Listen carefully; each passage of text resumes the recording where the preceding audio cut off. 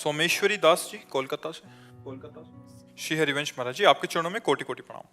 महाराज जी, आप कहते हैं कि भगवान हमेशा हमारे हर सुख या दुख में साथ होते हैं, तो महाराज जी जब हम कोई निर्णय लेते हैं तो कैसे पता चले कि वो सही है या गलत? कैसे पता चले कि हम जो निर्णय लेने? तस्मात् शास्त्रम प्रमाणम ते कार्याकार्यो व्यवस्थितौ। इसके लिए शास्त्र प्रमाण है कि हमारा संकल्प गलत है मन का या सही है। शास्त्रों का ज्ञान नहीं है तो सत्संग सुनो, सत्संग से पता चल जाएगा। और सबसे बढ़िया बात बता रहे हैं, आंतरिक कोई भी गलत कार्य होगा तो अंदर से एक आवाज आती है गलत है। आप लोगों को अनुभव होता है कभी? नहीं होता? वो भगवान अंदर अंतरात्मा में गुरु रूप से बैठे। जब आप कोई गलत कार्य करने की सोचोगे तो एक भय आएगा, एक शोक सा आएगा, अंदर यार गलत है, नहीं करना चाहिए, पर मन मनमानी करके हमसे वो करा लेता है। अगर एक सेकंड थोड़ा सा रुक कर अंतर की बात सुन लो तो आपको किसी से पूछने की जरूरत नहीं, आपकी अंतरात्मा ही गुरु है, वो आपको बता देगी ये गलत है और ये सही है। पर उसके लिए बहुत सूक्ष्म चिंतन चाहिए, नहीं तो मनी राम ऊपर से ऐसा फेंक देंगे कि आपको लगेगा कि अंतरात्मा की आवाज है। मन की मांग को हम अंतरात्मा की आवाज मानकर पापाचरण कर बैठते हैं। कर बैठेंगे नहीं, कर बैठते हैं और अंदर की आवाज को दब जाते। अगर वो अंदर की आवाज हम मान ले तो हमसे पाप कर्म होगा ही नहीं, क्योंकि प्रत्येक प्राणी के अंतर में गुरुदेव विराजमान है, भगवान विराजमान है। अखंड मंडलाकारम व्याप्तम चराचरम, तो सब में गुरुदेव विराजमान है। श्री राम में सब जग जानी, तो सब में भगवान विराजमान है।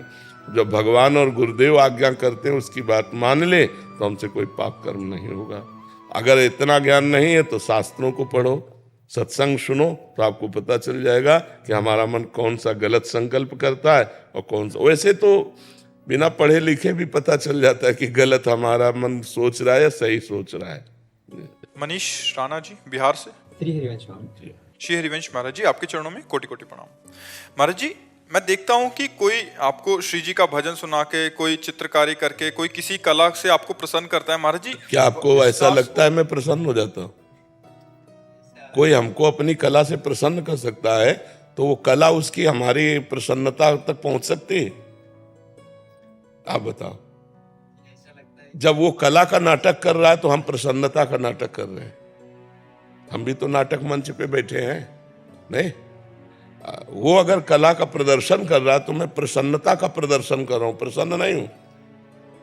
प्रसन्नता तो जान पाओ तो बहुत कठिन विषय है। ब्रह्मभूता प्रसन्नात्मा, प्रसन्नता तो ब्रह्म से है, प्रसन्नता तो भगवान से। बाहरी नाटकों से, चुटकुला से हम प्रसन्न होने वाले हैं क्या? पर जब तुम हमारे सामने नाटक मंच पर प्रसन्नता दिलाने का नाटक कर रहे हो तो हम प्रसन्न हैं, ऐसा हम भी नाटक कर रहे हैं। नहीं, हमको ये कोई कॉमेडी की बात कह के, कोई राग ध्वनि सुना के हमें प्रसन्न कर सकते? हमारी प्रसन्नता को विषय प्रिया प्रीतम है, ये थोड़ी है सब। पर अब नाटक कर, अभी आप महाराज जी मुझे एक कला आती है, मैं ऐसा कर सकता हूँ? हाँ हाँ, अच्छा तुमने ऐसा किया, तो क्योंकि तुम नाटक कर रहे हो तो हम भी नाटक कर रहे हैं। अगर तुम सच्चाई से समझना चाहो तो हमारी प्रसन्नता का विषय कुछ नहीं है, केवल प्रभु है। हमारी प्रसन्नता ये हंसी मजाक, नाटक, गाना बजाना, इससे होगी क्या? महाराज जी, आपको प्रसन्न कैसे कर सकते हैं? बताए, हम तुम्हें रहस्य बता रहे, राधा राधा राधा, इससे प्रसन्न करो। अच्छे आचरण करो, खूब नाम जप करो, और जो दुख सुख आवे उसे सह लो, भगवान की शरण में रहो। ये देखकर हम प्रसन्न हो जाएंगे। महाराज जी, कभी कभी ऐसा लगता है कि अगर मेरे अंदर भी कुछ होती तो शायद मैं एक वजह बन पाता आपको। वो अहंकार की पुष्टता का वजह बनता, हमारी प्रसन्नता का नहीं। ऐसा कभी कभी लगता है भगवान ने मुझे पूरा खाली छोड़ दिया। ये बहुत बढ़िया किया, तभी तो भरेंगे प्रेम रस। करेंगे महाराज जी। अरे भरना ना होता तो भेजते काहे को, साधु संग काहे को कराते?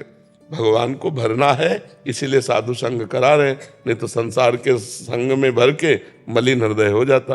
अब साधु संग करा रहे, इसका मतलब कुछ अच्छा करना है उनको। मुझे बस लगता है कि मैं तो किसी योग्य नहीं हूँ। बस इसी से हमारी प्रसन्नता होती है। जो आर्त भाव से कह देता है मैं किसी योग्य नहीं हूँ, ये हमारी वास्तविक प्रसन्नता का विषय होता है। हमारे प्रभु को यही दरबार दीन को आदर, रीति सदा चले आई। भाई हंसना खेलना है, कोई प्रसन्नता नहीं। प्रसन्नता हृदय का विषय होती है।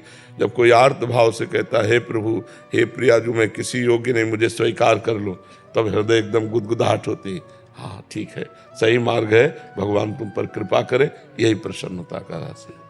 हाँ, श्री जी का नाम जप करो, अच्छे आचरण करो, निश्चित श्री अगर मिलना ना होता तो हमें क्यों बुलाती, क्यों सत्संग सुनाती, क्यों वृंदावन का दर्शन कराती। ये सब संयोग का मतलब वो मिलना चाहती हैं, वो हम पर कृपा करना चाहती हैं। महाराज जी ऐसे ऐसे जो आपके जो शरणागत हैं उन पे आप प्रकट में आप कुछ भी रिएक्शन नहीं करेंगे महाराज जी, कुछ भी प्रकट में आपका वो नहीं होगा, उदासीन रहेंगे वहाँ, ताकि उसको उस चीज का भी अभिमान। हाँ बिल्कुल बिल्कुल। अब जैसे मानो वो नाटक हंसाने का कर रहा हूँ, हम हंस नहीं रहे, नहीं, वो हंसाने कर रहा हूँ, हम हंस रहे, तो इससे लाखों प्रसन्न हो गए। उसका भी नाटक हो, मेरा भी नाटक, दोनों मिलकर के कितनों को खुश कर दिया, नहीं खुश कर दिया। हम संसारिक लोगों को महसूस होता है कि आप खुश है। हाँ, ये होता है बकाया। सच्ची मानो तो हमारे अंदर की दशा जो देखोगे तो तुम्हें समझ में आएगा, इनको कोई खुश नहीं कर सकता, प्रिया प्रीतम के सिवा कोई नहीं खुश कर सकता। हर समय रोता रहता है हृदय, हर समय हृदय। कैसे तुम्हें बताएं, न बात करना अच्छा लगता है, न लोगों से मिलना अच्छा लगता है, फिर भी लोगों से मिलते हैं, बात करते हैं, हंसते हैं, बोलते हैं, किसी को जानने नहीं देखते।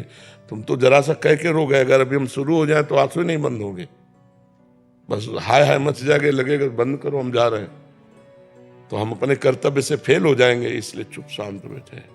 जब किसी कोई अच्छा शाबाश बहुत सुंदर गाया, वाह, और यहाँ का हम गाना सुनते हैं क्या? हमारा जो श्रवण है, श्रवणेंद्रिय है, वो दूसरी जगह लगी। गावत सुंदरी हरि सरस धमार, पुलकित खग मृग बहेत नवार। प्रिया प्रीतम गान कर रहे, खग मृग पशु पंछी मौन परम हंस की तरह सुन रहे। अद्भुत वृंदावन, अद्भुत तेजो में प्रिया, वहां हमारा मन है। तो जैसा जब भगवान अवतार लेते हैं, उनको कुछ कर्म चाहिए क्या, उनको कोई फल चाहिए क्या? वो भी कर्म करते हैं, वैसे ही लीला करते हैं भगवान। तो हम लोग भगवान के दास हैं, वैसे ही। कोई चाहता है मैं महाराज जी को प्रसन्न करूं, तो मैं प्रसन्न होकर दिखाऊंगा कि मैं प्रसन्न हो गया।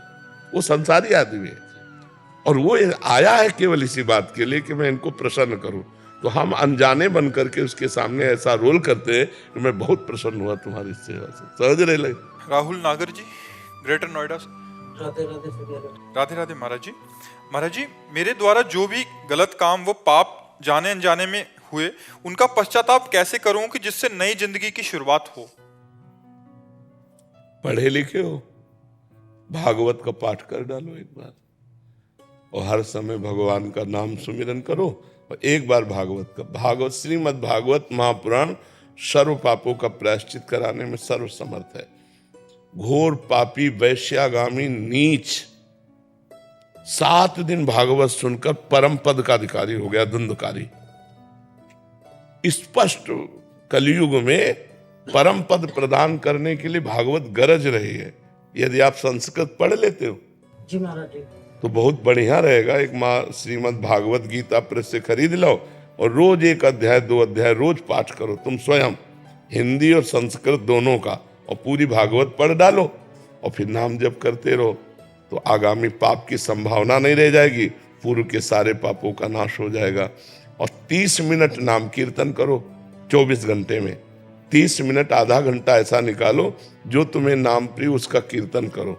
नाम संकीर्तनम यस्य सर्व पाप प्रणाशनम। भगवान के नाम का कीर्तन समस्त पापों का नाश कर देता है। तो भगवान की लीला कथा, भगवान का नाम कीर्तन, भगवान का नाम जप, ये परम पद प्रदान कर देगा। पापों का नाश तो स्वाभाविक हो जाएगा, पाप प्रवृत्ति का नाश हो जाएगा। समझ पा रहे हैं आप? सुदक्षिणा चक्रवर्ती जी, कोलकाता से। राधा वल्लभ श्री हरिवंश महाराज जी, आपके चरणों में कोटि कोटि प्रणाम। महाराज जी, आशीर्वाद, वरदान और कृपा में क्या फर्क है, अंतर है? आशीर्वाद, हृदय प्रसन्न हुआ और तुम्हारे लिए शुभ मंगल कामना की। वरदान, तुमने तपस्या की, साधना की और मांग की, उसकी पूर्ति हुई। और कृपा भगवान की तरफ से अहेतु की होती है, इसमें कोई हेतु नहीं होता है। और कृपा का भीषण भी रूप हो सकता है, हाथ पैर भी टूट सकते हैं, आग में भी जलाए जा सकते हो, कृपा का ये भी स्वरूप हो सकता है। कृपा का भीषण और मृद दोनों स्वरूप हो सकता है। कुसुम से भी कोमल और वज्र से भी कठोर कृपा का स्वरूप हो सकता है। लेकिन आशीर्वाद, मंगल, वरदान अपनी साधना का फल और कृपा अहेतु की। महाराज जी प्रतिकूलता कृपा कैसे हो सकती प्रतिकूलता इसलिए कृपा होती है क्योंकि अनुकूलता में बंधता है जीव और प्रतिकूलता में मुक्त होता है। प्रतिकूलता में राग का नाश होता है। जब ऐसी परिस्थिति आ जाए कि आपके पास धन नहीं है और आपका शरीर भी अस्वस्थ है और आपसे कोई बात नहीं कर रहा, ये प्रतिकूलता ही तो है, तब किसकी याद आएगी? भगवान की। जब आपको बहुत प्यार करने वाले हैं, सब खान पान सामग्री है, तो किसकी याद आएगी? दोस्तों की, संसार की। भगवान की थोड़ी याद आएगी। प्रतिकूलता में भगवान की याद आती है और भगवान की याद आना मंगल है, क्योंकि भगवान मंगल भवन है। इसलिए कृपा, प्रतिकूलता वो कृपा है जो बड़े बड़े बंधनों को एक क्षण में काट देती है और काट कर भगवान से जोड़ देती है, उसे प्रतिकूलता कहते हैं। तिरस्कार, अपमान, निंदा, निर्धनता, सब सुखों की हानि हो जाना, ये सब कृपा से होता है, क्योंकि इससे भगवान से चित्त जुड़ता है। और जब अनुकूलता, सम्मान, प्रतिष्ठा, धन बढ़ना, इससे संसार से मन, और संसार से मन जुड़ने का मतलब है संसार नाशवान, हमारा समय व्यर्थ गया। और भगवान से मन जोड़ने का मतलब है अविनाशी, हमारा समय सार्थक हुआ। तो समय सार्थक हुआ, कृपा हो गई। समय व्यर्थ चला गया, हम कृपा से वंचित रह गए। इसलिए भक्तों ने, संतों ने इसे कृपा कहा है। जी हम तो सम्मान, यश, प्रतिष्ठा और जो अपने मनानुकूल होना, इसी को कृपा मानते हैं, पर इसको तो हम उस समय समझ ही नहीं आता। हाँ, तो इसीलिए भगवान अपनी तरफ से देते हैं, भी तुम्हारी चाह थोड़ी करते हैं, अपनी तरफ से देते हैं। जब भगवान कृपा करते हैं तो उसके सारे बंधनों को काट देते हैं। जहाँ जहाँ उसका बंधन होता है वहीं वहीं वो कुल्हाड़ चला देते हैं। फिर आखिरकार रो के भगवान की तरफ चलना पड़ता है। सारे दरवाजे बंद कर देते हैं, अपना दरवाजा खुला कर देते हैं। ये कृपा है। अगर वो कृपा ना करें तो हम इसी में फंसे रहें।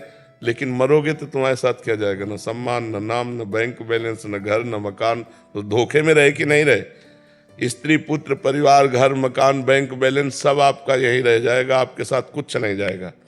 अगर कृपा हुई है तो दुख विपत्ति से पीड़ित होकर के आपने भगवान को पुकारा, भगवान को अपना माना, भगवान का भजन किया, अब आपका जन्म जन्मांतर तक कल्याण होता चला जाएगा। ये कृपा है भगवान की, जो भगवान की याद दिलाती है। बलिहारी है उस दुख की, बलिहारी उस विपत्ति की, बलिहारी उस अपमान की जो भगवान से जोड़ दे, और धिक्कार है उस सुख को जो भगवान को भुलवा दे। तो सार्थक है कृपा भगवान की, वही हमको भगवान की तरफ जोड़ती है। डॉक्टर हर्ष तिवारी जी, फिरोजाबाद से। राधे राधे महाराज जी। महाराज जी, इंद्रियों को वश में रखना सुख का मार्ग कहा गया है महाराज जी, लेकिन जीवन शैली आजकल खान पान कुछ ऐसा हो गया है कि लोग तली हुई विषाक्त खाद्य पदार्थ जैसे कचौड़ी, समोसा, बड़ई, अन्य फास्ट। चलो शुद्ध पदार्थों से बने हो तो ये भी बात ठीक है। पता नहीं कौन सा तेल है, कौन सा घी है, चर्बी है कि क्या है, और कई दिन का सड़ा। बाजार की चीजें तो मुझे लगता है कि परमार्थिक साधक को तो खाना ही नहीं चाहिए, क्योंकि वो बहुत ही अपवित्र और शरीर के लिए भी हानिकारक। वैसे सब लोग पसंद बाजारे का करते हैं, घर की रसोई करना पसंद करके होटल का ज्यादा पसंद करते हैं, गोलगप्पा ये सब दुनिया की चीजें ज्यादा पसंद करते हैं। मैं ना लंदन से आई थी और मैं जब से आई हूँ तब से गोलगप्पे, छोले भटूरे, पाव भाजी ये सब खाने में लगी हूँ, क्योंकि खाते पीते और मैं आपसे यही प्रश्न पूछने वाली थी कि मैं कैसे अपने आप, आपने कहा है सत्संग में कि साधक को भोजन कम करना चाहिए।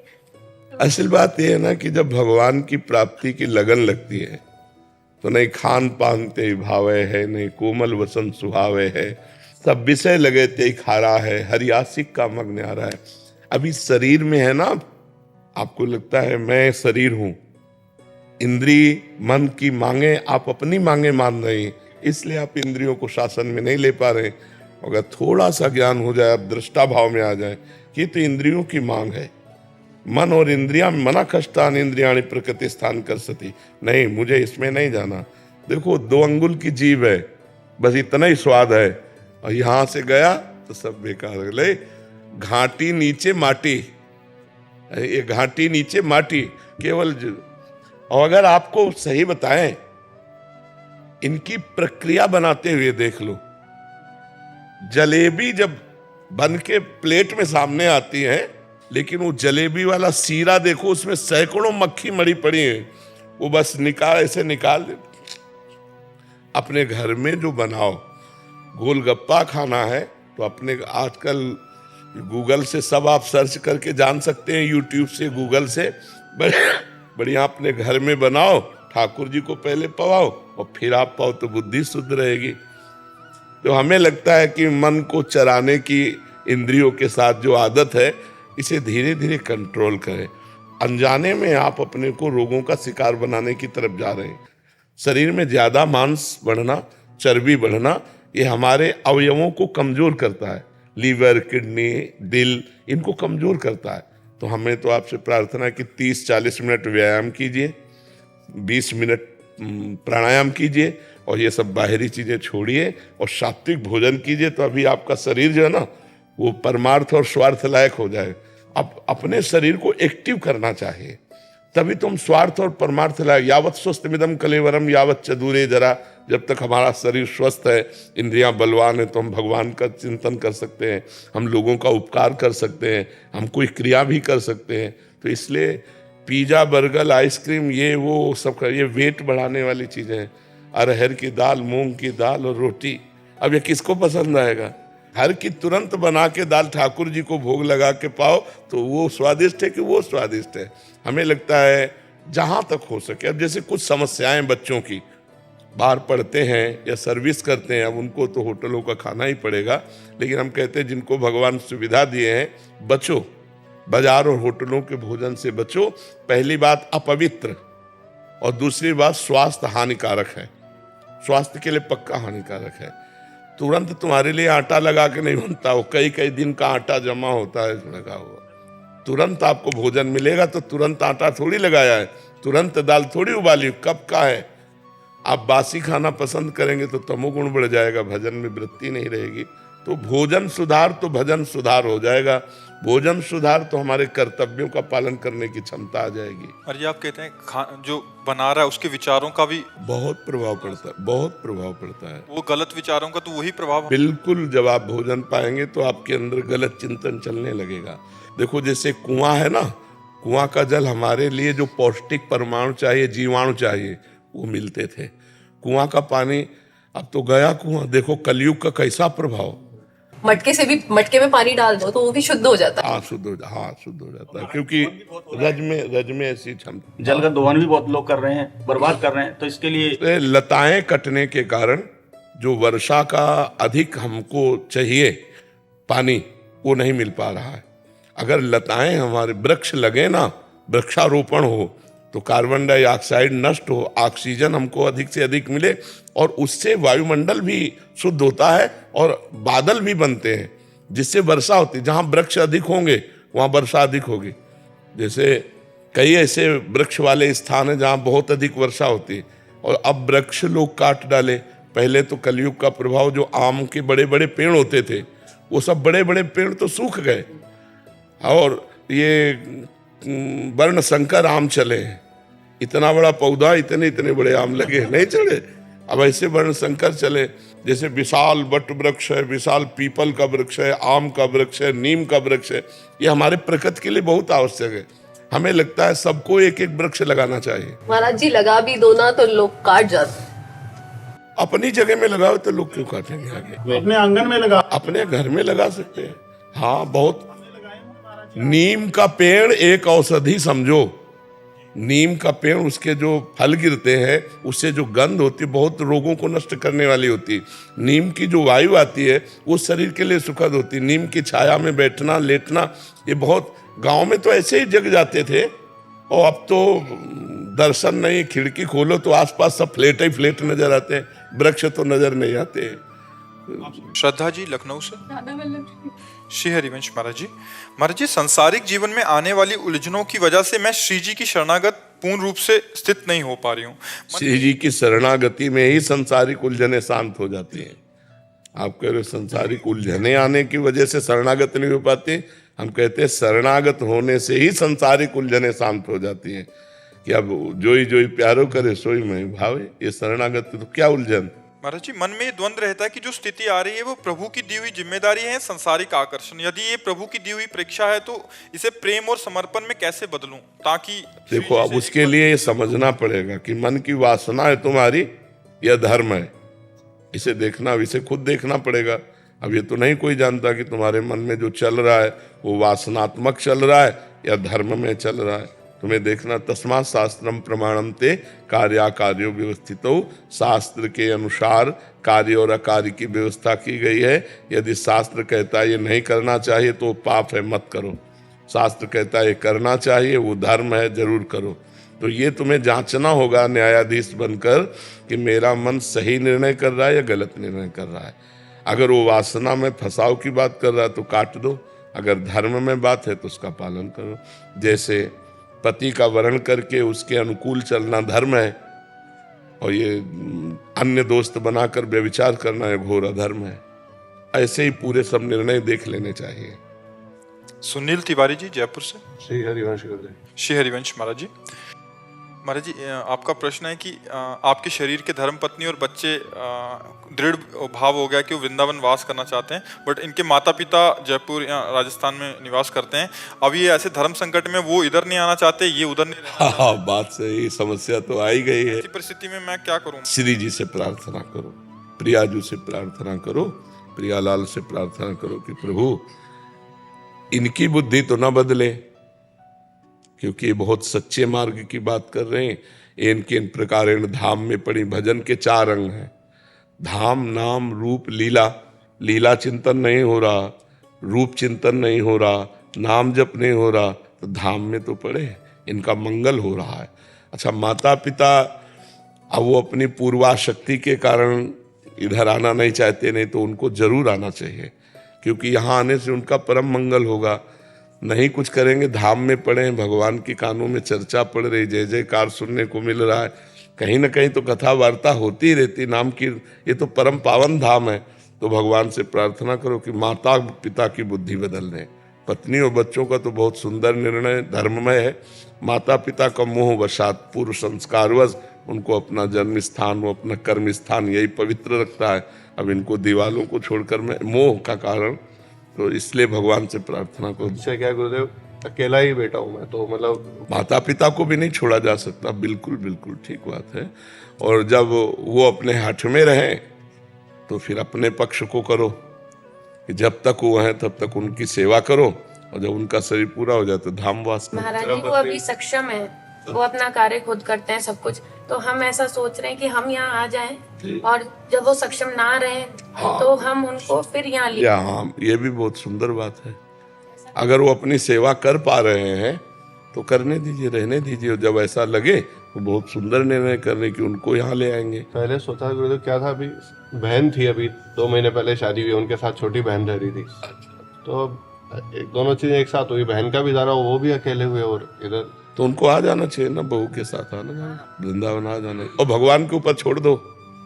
गुरुदेव आप ही भगवान हो, भगवान के ऊपर नहीं, हम तो दोनों का पहले बताया ना कि इसका निर्णय बहुत उत्तम है, धर्मप्रद, लेकिन तुम्हारा विचार करना भी धर्मयुक्त है कि माता पिता की सेवा परिचर्या के लिए अब चाहे जितना सक्षम हो, आखिरकार तुम्हारे जैसा लड़का है तो वृद्धावस्था की तरफ तो जा ही रहे हैं, नहीं जा रहे? तो इस अवस्था में बना बनाया भोजन मिले।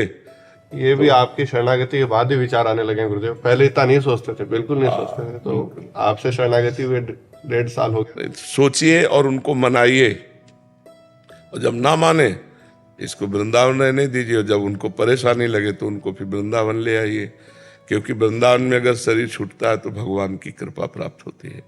कैसा भी पापी अगर वृंदावन में शरीर छोड़ दे तो उसका कल्याण हो जाएगा, पक्का समझ। धाम है ना, जैसे काशी पुरी है, भगवान की पुरियों में शरीर छोड़ना, भगवान के धाम में शरीर, ये बड़ा मंगलमय कार्य है। तो तुम्हारे माता पिता को ये करना चाहिए कि धाम का आश्रय लेना चाहिए। के लिए गुरुदेव छोटी सी फैक्ट्री चलाता हूँ जयपुर में मैं। हाँ, कोई बात नहीं, कोई बात नहीं। जैसे भगवान, मान लो आप फैक्ट्री चलाते हो, कोई कोई तो रिक्शा चलाता है। अपने जीवन जीने के लिए वृंदावन वास करते हैं रिक्शा चला के, बहुत जोर का भजन है। 2-4 घंटे रिक्शा चला लिया, किराए के पैसे निकाल लिए, और खूब वाणी पाठ और नाम कीर्तन और भजन कर रहे हैं, पूरे परिवार के परिवार चल रहे हैं। थोड़ा थोड़ा मेहनत करके कमा लेते हैं। हम मान लो 2-4-6 घंटे रिक्शे चला लिए, 200-500 रुपये आ गए, तो घर पे का खान पान सब चल रहा है। बहुत हम उनको प्रणाम करते हैं रिक्शा वालों को, जो ऐसे वृंदावन हमारी नज़र में 2500 लोग हैं जो बाहर से आए यहाँ रिक्शा चला रहे और केवल वृंदावन वास के लिए अपने सारी खेती और सब सुख छोड़कर वृंदावन वास कर रहे। मतलब वो फैक्ट्री बेच के आ सकते हैं ना, मतलब सब इनके साथ रहूं या वहां पे भी रहूं, मतलब दोनों संभालना, यही तुम्हारी बुद्धिमत्ता है कि इनका सपोर्ट न बिगड़ने पावे और उनकी सेवा न छूटने पावे। अब ये तुम देख लो, जरूरत पड़े तो एक आदमी पैसे से रख लो वहाँ, जब ऐसी बात पड़े कि वो वृंदावन नहीं आना चाहते और इनकी वृंदावन में निष्ठा है तो अर्थ से कोई सेवक रख लो, रिश्ते नातेदार के रख लो, उसको पैसा देते रहो और माता पिता की सेवा करता है। दोनों चाहिए, है तुम्हारे पास धर्म संकट ही, क्योंकि दोनों कार्य आपको करना ही चाहिए। इसका सपोर्ट करना चाहिए क्योंकि ये धर्मयुक्त है, बिल्कुल अधर्म की बात नहीं, और उनका सपोर्ट करना चाहिए क्योंकि धर्मयुक्त अधिकार है उनकी सेवा करने का। आपको, आप पुत्र हो, अच्छा दूसरा भाई कोई है नहीं, इसलिए ये सपोर्ट कर।